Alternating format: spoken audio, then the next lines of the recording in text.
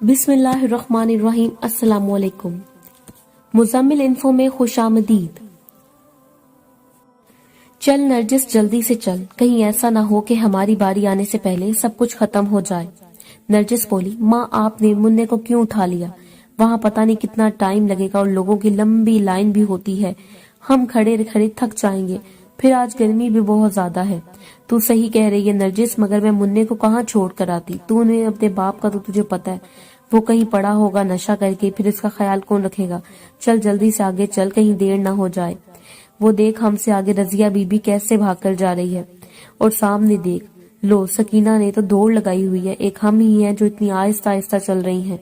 ये कहकर माँ तेजी से आगे बढ़ने लगी, मगर मुन्ने को उठाने की वजह से थोड़ी देर में हाँफने लगी। नरजिस ने आगे बढ़कर मुन्ने को उठा लिया, फिर कहा, चलो माँ, आधा रास्ता मैं उठाऊंगी और आधा रास्ता आप उठा लेना। ये कहकर नरजिस तेजी से चलने लगी।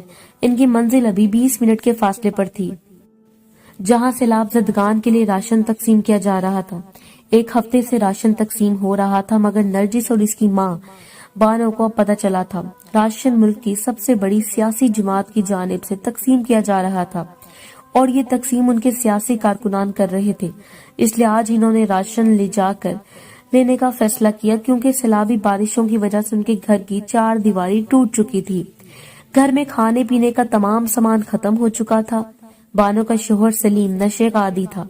अपना नशा वो चोरी चुकारी करके पूरा करता, जबकि घर के खर्चे के लिए बानो मेहनत मजदूरी करती, अपना और अपने 2 बच्चों का पेट पालती। इस गुर्बत और तंग दस्ती के बावजूद सैलाबी बारिशों ने उनकी छत भी उनसे छीन ली। सलीम को कोई फिक्र नहीं थी कि बानो के साथ इसकी जवान बेटी नरजिस के सर पर छत नहीं है। इसे तो बस अपने नशे की फिक्र होती थी कि किसी न किसी तरह वो पूरा होता रहे, चाहे तो पूरी दुनिया भाड़ में चली जाए, इससे कोई परवाह नहीं थी। मुन्ने को उठाकर चलते हुए नरजिस थोड़ी देर में हाँफने लगी, क्योंकि वो नर्म और नाजुक और मासूम सी 16 साल लड़की है जो घर से बाहर कभी भी नहीं निकलती, मगर आज मजबूरी की वजह से माँ के साथ चल आई कि शायद माँ के साथ इसे भी अलग से राशन का पैकेट मिल जाए। आधा सफर तय करने के बाद माँ ने मुन्ने को नरजिस से ले लिया। थोड़ी देर के बाद वो राशन तकसीम करने वाली जगह पर पहुंच गए। लोगों की लंबी लाइन थी, एक तरफ खवातीन खड़ी थी और एक तरफ मर्द लाइन बनाए खड़े थे। वो दोनों जाकर खवातीन वाली लाइन में खड़ी होगी और अपनी बारी के आने का इंतजार करने लगी। तमाम खवातीन जो कि उनके सामने लाइन में खड़ी थी, आहिस्ता आहिस्ता अपने राशन के पैकेट लेकर रवाना होती जा रही थी। हम दोनों माँ बेटी भी बेताबी से अपनी बारी का इंतजार करने लगे।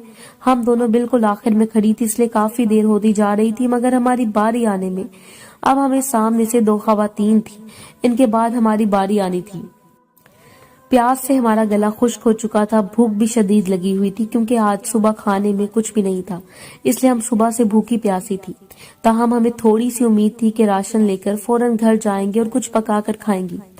जब आखिरी 2 औरतों ने अपना राशन का पैकेट पकड़ा तो हम माँ बेटी आगे आए, जबकि इस दौरान लाउड स्पीकर में ऐलान किया जा रहा था कि आप सब लोगों को राशन मुबारक हो, हमने सबको इनके टोकन के मुताबिक तकसीम कर दिया है। फिर सब लोग अपना अपना पैकेट पकड़कर निकलने लगे, जबकि हम हैरत से इधर उधर देखने लगे कि आखिर हमें राशन क्यों नहीं दिया जा रहा। फिर माँ ने आगे बढ़कर एक बंदे से पूछा, भाई साहब हमें राशन क्यों नहीं दिया जा रहा? हम तो कब से लाइन में खड़े हैं। वो एक उधेड़ उम्र शख्स था, जिसकी लंबी दाढ़ी इसके मुअज्जिज होने की तरफ इशारा कर रही थी। इसने अजीब से अंदाज में दोनों माँ बेटी को घूरते हुए कहा, लाओ अपना टोकन मुझे दे दो, अभी लेकर आता हूँ तुम दोनों का राशन।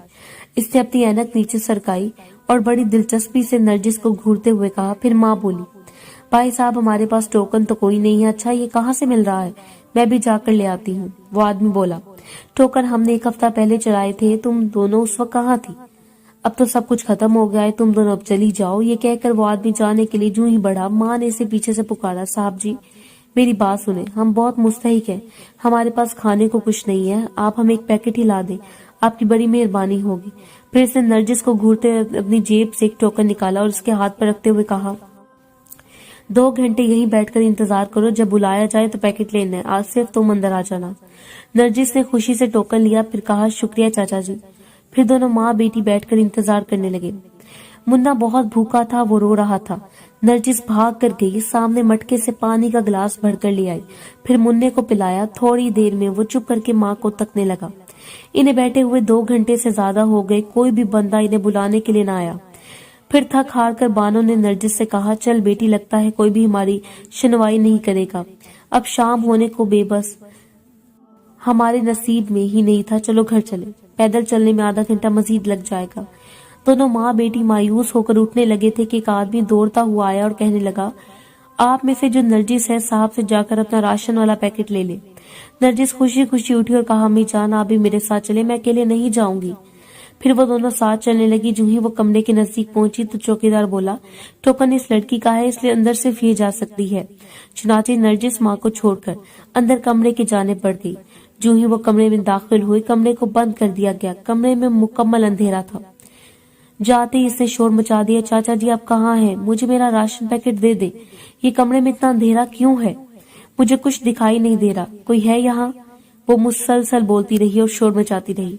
تھوڑی دیر میں اس کی آواز بند کر دی گئی جب اس کے منہ پر کسی نے ہاتھ رکھ دیا۔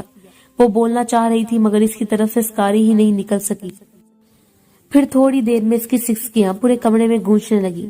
ان پانچوں کے علاوہ اس کی سسکیاں سننے والا اور کوئی نہیں تھا۔ بانو باہر بتابی سے نرجس کا انتظار کر رہی تھی۔ اسے اندر گئے ہوئے 1 گھنٹہ ہو گیا تھا مگر ابھی تک اس کا کچھ نہیں پتا تھا۔ پریشان ہو کر اس نے باہر کا دروازہ پیٹنا شروع کر دیا۔ وہ مسلسل دروازے کو پیٹ رہی تھی مگر کسی نے اس کی بات پر توجہ نہیں دی اور نہ ہی دروازہ کھولا۔ چوکیدار بھی غائب ہو چکا، پورا آفس خالی پڑا تھا، کوئی ایک بندہ بھی نظر نہیں آ رہا تھا۔ بانو کا دل بیٹھا جا رہا تھا۔ اب تو شام کی سیاہی بھی ہر سو پھیل چکی تھی۔ وہ مننے کو گود میں اٹھائے مسلسل دروازہ پیٹی جا رہی تھی۔ تھوڑی دیر بعد دروازہ کھول دیا گیا۔ نرجس اپنے لڑکھڑاتے وجود کے ساتھ راشن کا ایک پیکٹ پکڑتے ہوئے نظر آئی۔ پھر اس نے کوئی بات نہیں کی، بس اس کی سسکیاں تھی جو تھمنے کا نام نہیں لے رہی تھی۔ کیا ہوا ہے نرجس، تجھے بولتی کیوں نہیں؟ ماں مسلسل پوچھتی رہی مگر نرجس صرف سسکیاں لیتی رہی۔ لڑکھڑاتے قدموں کے ساتھ نرجس راشن کا پیکٹ پکڑے ماں کے ساتھ چلتی جا رہی تھی۔ بانو مسلسل پوچھ رہی تھی، نرجس بہت خاموش تھی۔ اس کے آنسو مسلسل گر رہے تھے جبکہ سسکیاں تھی کہ تھمنے کا نام نہیں لے رہی تھی۔ کس طرح ماں بیٹی گھر پہنچے۔ نرجس نے راشن ماں کو پکڑایا اور خود اندر کمرے میں بھاگ گئی۔ ماں بیچاری پوچھتی رہ گئی، اس نے کچھ نہیں بتایا۔ بانو نے راشن کا سامان کھولا، اس میں چاول تھے، وہ نکالے اور پکانا شروع کر دیے۔ کچھ دیر بعد کھانا پکا کر وہ نرجس کو بلانے کمرے میں گئی۔ وہ سکون سے سو رہی تھی۔ بانو کافی دیر تک اسے جگانے کی کوشش کرتی رہی مگر اس نے بس یہ کہا ماں مجھے بھوک نہیں ہے، آپ یہ چاول رکھ دیں، میں صبح کھا لوں گی۔ پھر بانو دروازہ بند کر کے باہر آ گئی جہاں وہ کھلے آسمان کے نیچے بیٹھی ہوئی تھی کیونکہ ان کی 4 دیواری بارشوں کی نظر ہو گئی تھی۔ صرف ایک کمرہ بچا تھا اس کا کل اثاثہ۔ اتنے میں سلیم نشے میں چور ہو کے گھر میں داخل ہوا اور آ کر کھانا مانگنے لگا اور گالیاں بکنے لگا۔ بانو بیچاری اٹھی اور چاول لا کر دیے۔ وہ کھانا لے کر اوندھا لیٹا جبکہ بانو بیٹھی نرجس کی حالت زار پر آنسو بہانے لگی۔ اسے اندازہ ہو گیا تھا کہ راشن کے اس پیکٹ کے بدلے اس نے کیا کھویا تھا مگر وہ یہ بات خود کو بھی بتانے سے ڈر رہی تھی۔ ایک تو وہ نرجس کے عجیب و غریب فطرت سے بھی بہت تنگ تھی۔ جب وہ 7 سال کی ہوئی تھی تو اکثر وہ اکیلے میں بیٹھ کر خود سے باتیں کرتی رہتی۔ پھر کبھی کبھی کہتی ماں مجھے ایک کیڑے نے کاٹا ہے، پھر کہتی نہیں یہ میرا وہم ہے۔ پھر اکثر اوقات ایسا ہوتا کہ اس کا جسم پر چھوٹے چھوٹے دانے نکل آتے، کبھی وہ دانے غائب ہو جاتے۔ بچپن سے وہ جوانی میں آئی تو ایک دن بانو سے بولی ماں ایک سنہرے رنگ کا بڑا سا کیڑا مجھے روز کاٹنے آتا ہے پھر چلا جاتا ہے۔ بانو نے کہا ٹھیک ہے، اس بار اگر وہ کاٹنے آئے تو مجھے ضرور دکھانا۔ پھر ایک دن نرجس نے چیخ مار کر ماں کو دیکھا اور ماں سے کہا دیکھو وہ کیڑا۔ جب بانو نے دیکھا تو حیران رہ گئی کیونکہ وہ کیڑا نہیں تھا بلکہ انتہائی پتلا سا سنہرے رنگ کا خوبصورت سانپ تھا جسے کاٹ کر رینگتا چلا جا رہا تھا۔ پھر اکثر اوقات ایسا ہونے لگا مگر بانو غربت کی وجہ سے اس کا علاج نہ کروا سکی کیونکہ جب وہ سانپ کاٹتا تھا تو کچھ دن کی تکلیف کے بعد نرجس بالکل ٹھیک ہو جاتی۔ اس لیے بانو نے اس کی فکر کرنا اب چھوڑ دی تھی کیونکہ فکر کرنے کے لیے روزی روٹی کی ٹینشن اس کے لیے کافی تھی۔ اور اب تازہ معاملہ سامنے آیا تھا کہ نرجس کے ساتھ اس بار تو وہ نرجس کے ساتھ خود بھی پھوٹ پھوٹ کر رو پڑی۔ بانو کی ساری رات رونے میں گزر گئی۔ دن کو نرجس اٹھی تو بالکل ٹھیک اور ہنس بول رہی تھی۔ ناشتہ کر کے کہنے لگی ماں آج شام کو پھر راشن لینے لازمی جانا ہے، چاچا جی نے کہا تھا روز آؤ گی تو اور زیادہ راشن دوں گا۔ پھر نرجس کل کیا ہوا تھا تمہارے ساتھ؟ بانو نے فکر مندی سے پوچھا۔ نرجس نے کوئی جواب نہیں دیا، خاموشی سے ماں کو دیکھنے لگی، پھر مننے کی دیکھ بھال کرنے لگی۔ شام ہوئی تو ماں سے بولی چلو ماں چلیں راشن لینے، آج دیکھنا میں زیادہ راشن لے کر آؤں گی۔ نرجس نے پرجوش ہو کر کہا۔ اس کی بات سن کر بانو فکر مند ہو گئی۔ پھر نرجس جانے کے لیے تیار ہو کر آئی اور کہا آپ نے چلنا ہے یا میں اکیلی چلی جاؤں؟ پھر بانو نہ چاہتے ہوئے اس کے ساتھ جانے کے لیے تیار ہو گئی۔ آدھے گھنٹے تک مسلسل چلنے کے بعد وہ راشن والی جگہ پر پہنچے تو حیران رہ گئے کیونکہ وہاں پر کوئی نہیں آیا ہوا تھا۔ پھر بانو نے پوچھا، نرجس یہاں تو راشن نہیں چل رہا، تم کیوں لے آئی ہو مجھے یہاں؟ مجھے کل والے چاچا نے کہا تھا شام کو آنا، تمہیں ڈھیر سارا راشن دوں گا۔ ماں آپ یہیں بیٹھو، میں بھی راشن لے کر آئی۔ پھر نرجس تم اکیلے جاؤ گی؟ رکو میں ساتھ چلتی ہوں۔ بانو اٹھنے لگی پر نرجس سے منع کرتے ہوئے کہا، آپ مننے کا خیال رکھیں، میں بھی آئی۔ یہ کہہ کر پھر نرجس سامنے بنے ہوئے کمروں کی طرف جانے بڑھ گئی۔ باہر بانو بیٹھی اس کے واپسی کا بے چینی سے انتظار کرنے لگی۔ بانو کمرے میں داخل ہو گئی۔ وہ 5 آدمی تھے، ادھیر عمر، زیادہ تر بڑی داڑھی والے تھے۔ اسے دیکھ کر خوشی سے کھڑے ہو گئے۔ نرجس نے کہا، پہلے میرا راشن نکالو۔ سب نے 5 پیکٹ نکال کر رکھ دیے۔ پھر وہ آہستہ آہستہ ایک ایک آدمی کی جانب چل کر آئی اور ایک زہریلی سسکاری زور سے مارتے ہوئے اس کا ہاتھ پکڑا اور اپنے دانت گاڑ دیے۔ ادھیر عمر آدمی کو نرجس کا یہ رویہ سمجھ نہیں آیا۔ پھر وہ تیز رفتاری سے دوسرے بندے کی طرف بڑھی، پھر اس نے باری باری باقی تینوں کے ساتھ بھی یہی کیا۔ دیکھتے ہی دیکھتے وہ پانچوں تڑپنے لگے۔ ان کی کھلی آنکھوں میں نرجس کے لیے حیرت تھی۔ پھر نرجس نے ایک زہریلی سسکاری زور سے ماری اور اپنے پیکٹ کمرے سے نکال کر باہر رکھنے لگی۔ پھر ماں کو پکارا اور کہا، یہ زیادہ ہیں، انہیں لے جانے کے لیے ہمیں رکشا کرنا پڑے گا۔ ماں حیرت سے کبھی راشن کو تو کبھی نرجس کو دیکھتی رہی، پھر رکشا لینے چل پڑی۔ کچھ دیر بعد نرجس نے زہریلی مسکراہٹ کے ساتھ اندر جھانکا جہاں 5 نفوس ٹھنڈے پڑے تھے اور ان کے جسم نیلے ہو چکے تھے۔ پھر نرجس نے اپنے ساتھ لائے ہوئے چھوٹے سے سنہری سانپ کو اندر چھوڑا جو اپنے بالوں میں چھپا کر لائی تھی، اور کچھ سامان اٹھا کر رکشے میں رکھنے لگی۔ پھر جانے سے پہلے ایک بار اسے اندر جھانک کر دیکھا اور مسکراتے ہوئے زہریلی سسکاری ماری۔ اختتام: اگر کہانی اچھی لگی ہو تو اپنی رائے ضرور دیجیے گا۔ مزید اچھی کہانیوں کے لیے مجھے فالو کر لیں۔ والسلام۔